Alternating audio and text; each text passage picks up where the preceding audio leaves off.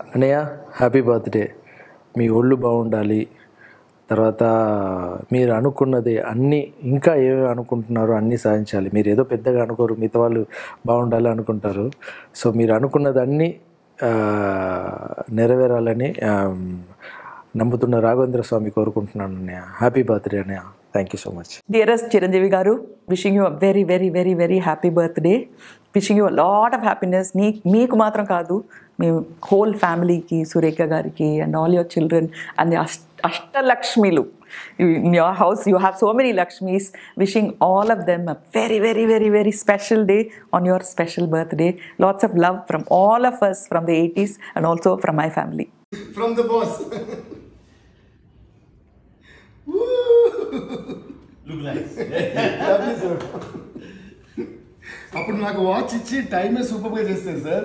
ఇప్పుడు ఇది ఇచ్చేసి లోకం అంతా ఇంకా మా విజనే సూపర్ చేస్తారు సార్. Lovely sir.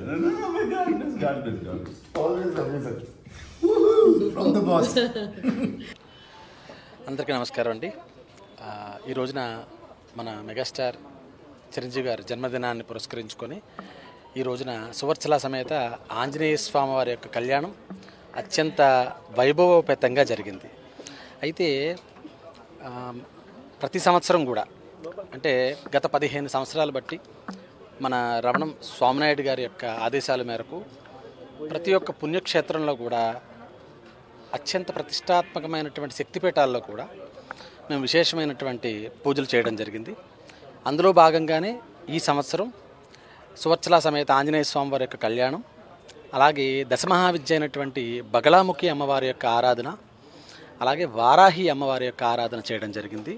అందులో భాగంగా ఇవాళ మహాపూర్ణాహుతి మన చిరంజీవి గారి యొక్క సతీమణి అయినటువంటి సురేఖ గారి చేతుల మీదుగా మహాపూర్ణాహుతి ఎంతో వైభవోపేతంగా జరిగింది.